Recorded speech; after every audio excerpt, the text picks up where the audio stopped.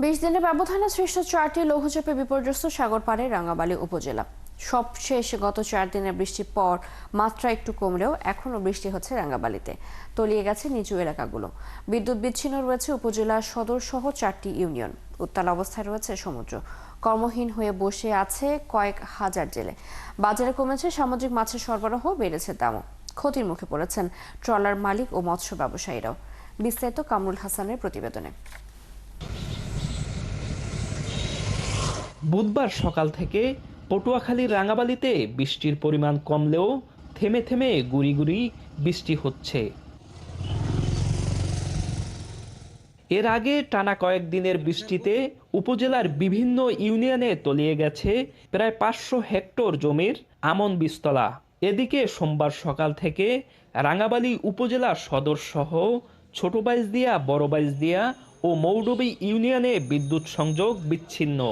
গত সোমবার থেকে আমাদের রাঙ্গামাটিতে বিদ্যুৎ বিচ্ছিন্ন। প্রথমে তো কারণ আমরা জানতে পারিনি, পরে বলছে যে তারা এখন পর্যন্ত কারণ উদ্ঘাটনই করতে পারে নাই। এ নিয়ে জনজীবনে খুবই দুরবস্থা তৈরি হয়েছে, যেটা ভাষায় প্রকাশ করার মতো না। পানিতে বীজ পড়া যা হালাইছি সমস্ত কমপক্ষ 1 মণ ধান চলে গেছে। এই অবস্থা উপরে আমরা আছি দুর্ভিক্ষে। এদিকে মাছ ধরার মৌসুম চলছে, অথচ সাগরে নেই স্বস্তি। একের পর এক লঘুচাপে শত শত জেলেকে ফিরতে হচ্ছে ঘাটে। জেলেরা বলছেন সাগরে গেলেও তীব্র ঢেউয়ের কারণে থাকতে পারেন না বেশিক্ষণ।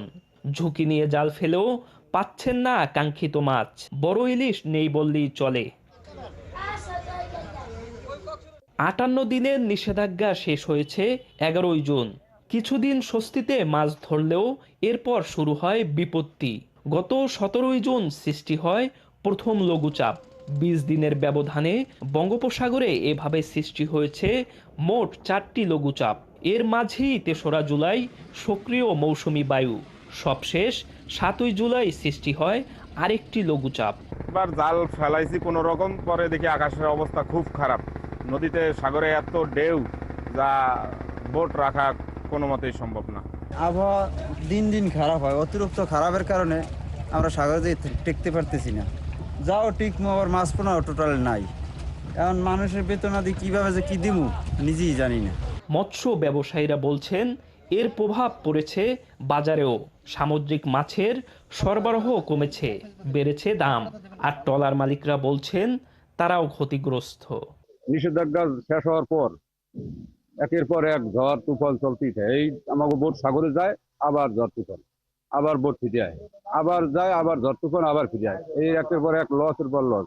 বিগত 1 মাসের ভিতরে 4-5 জাল জল ফেসে বসে বোট গাড়াই পড়ছে। তাতে আমাকে প্রায় 2-2.5 লাখ টাকার মতন জেলেদের লোকসান গুনতে হয়েছে। বিশেষজ্ঞদের মতে এই পরিস্থিতিতে অর্থনৈতিকভাবে ক্ষতিগ্রস্ত জেলেদের জন্য বিকল্প কাজের সুযোগ, সরকারি সহায়তা কিংবা সহজ শর্তে ঋণের ব্যবস্থা করা দরকার। সাগরের উপকূলের যে বৈরী আবহাওয়া, এটার কারণে আমার মনে হয় সবচেয়ে বেশি ক্ষতিগ্রস্ত হয় আমাদের এই জেলে পেশার যে মানুষগুলো রয়েছে। তো তাদেরকে, তারা যাতে আসলে এই অবরোধের সময়টাতে সঠিকভাবে যে রকম চাল পাওয়া দরকার সঠিক সময় এটা যাতে পায়, এবং তাদেরকে অন্য কোনো স্কিমের আওতায় নিয়ে আসা যায় কিনা তাদের এই সার্বিক পরিস্থিতি বিবেচনা করে সেই জিনিসটা আসলে ভাববার সময় এসেছে। আবহাওয়া অফিসের তথ্য অনুযায়ী গাঙ্গেয় পশ্চিমবঙ্গ ও তৎসংলগ্ন এলাকায় লঘুচাপ অবস্থান করছে। পায়রা সমুদ্র বন্দরে 3 নম্বর সংকেত বহাল রয়েছে। কামরুল হাসান, 71, রাঙ্গাবালী, পটুয়াখালী। রাঙ্গাবালীর আবহাওয়ার আরো খবর জানাতে আমাদের সাথে সেখান থেকে এই মুহূর্তে যুক্ত আছেন সহকর্মী কামরুল হাসান। কথা বলবো তার সাথে। কামরুল, আমরা দেখতে পাচ্ছি যে এখনো সেখানে কিন্তু বৃষ্টি হচ্ছে। এই বৃষ্টির মাঝে বৈরী আবহাওয়ার মধ্যে বিদ্যুৎ সরবরাহ ঠিক আছে কিনা, এছাড়া মানুষের দুর্ভোগ পরিস্থিতি জানাবেন।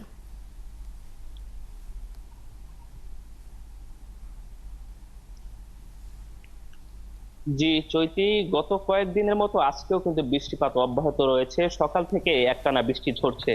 আমি ক্যামেরা পার্সনের মাধ্যমে আপনাকে দেখানোর চেষ্টা করছি, এই যে টানা কয়েকদিনের বৃষ্টির কারণে কিন্তু নিচু যে এলাকাগুলো রয়েছে সেগুলো কিন্তু ইতিমধ্যে জলাবদ্ধতা দেখা দিয়েছে, যার কারণে ফসলি জমিগুলোতে জলাবদ্ধতা দেখা দেওয়ার কারণে এই মুহূর্তে আমন বীজতলা মাঠে রয়েছে। কৃষি বিভাগ বলছে যে 500 হেক্টর জমিতে আমন বীজতলা কিন্তু প্রস্তুত করেছিল কৃষকরা।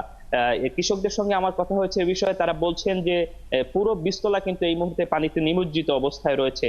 তারা বলছে 2 দফায় কিন্তু আমন বীজতলা প্রস্তুত করেছিল, পুরোপুরি তারা কিন্তু লোকসানের মধ্যে পড়েছে এবং সেই সঙ্গে আমন আবাদ নিয়ে একটি অনিশ্চয়তা দেখা দিয়েছে তাদের মধ্যে। এবং আপনাকে জানিয়ে রাখি যে সোমবার সকাল থেকে কিন্তু রাঙাবালিতে বিদ্যুৎ সরবরাহ বিচ্ছিন্ন রয়েছে। এখন পর্যন্ত বিদ্যুৎ সরবরাহ চালু হয়নি, টানা 70 ঘন্টা কিন্তু অতিবাহিত হয়েছে, কিন্তু বিদ্যুৎ সরবরাহ কিন্তু স্বাভাবিক হয়নি, যার কারণে জনজীবনে কিন্তু ভোগান্তি চরম পর্যায়ে পৌঁছেছে। এবং আপনাকে জানিয়ে রাখতে চাই যে এই যে গত সোমবার সকাল থেকে যে বিদ্যুৎ সরবরাহ বিচ্ছিন্ন, এই প্রসঙ্গে পল্লী বিদ্যুতের কর্মকর্তারা বলছেন যে রাঙাবালিতে কিন্তু গত 28 জুন কিন্তু সাবমেরিন কেবল চুরির চেষ্টার ঘটনা ঘটেছে, যার কারণে সাবমেরিন কেবল কাটা পড়েছিল। এই কাটা সাবমেরিনের কেবল জোড়া দিয়ে 1 জুলাই থেকে বিদ্যুৎ সরবরাহ পুনরায় শুরু হয়েছিল, কিন্তু সেই কাটা অংশে নতুন করে আসলে কোনো গোলযোগ তৈরি হয়েছে কিনা এটি আসলে তারা ধারণা করছেন। তারা চেষ্টা করছেন বিদ্যুৎ সরবরাহ পুনরায় চালু করার উদ্যোগ তারা কিন্তু ইতিমধ্যে নিচ্ছেন এবং সেই কার্যক্রম তারা কারিগরি দল সেই কার্যক্রম পরিচালনা করছেন। এবং আপনাকে জানিয়ে রাখি যে এই যে পরিস্থিতি, সাগরে লঘুচাপ এবং সক্রিয় মৌসুমী বায়ু, যার কারণে কিন্তু গভীর বঙ্গোপসাগর উত্তাল রয়েছে। এ কারণে সমুদ্রগামী যে জেলেরা রয়েছে যারা সাগর নির্ভর, ওই সকল জেলেরা কিন্তু এই মুহূর্তে তীরে অবস্থান করছে, কারণ সাগর উত্তাল থাকার কারণে তারা কিন্তু মাছ ধরতে পারছেন না। জেলেরা বলছেন গত 20 দিনে অন্তত 4টি লঘুচাপ এবং সক্রিয় মৌসুমী বায়ু বিরাজ করছে, যার কারণে কিন্তু এই যে জেলেরা বারবার সমুদ্রে গিয়ে কিন্তু ফিরে আসতে বাধ্য হচ্ছেন।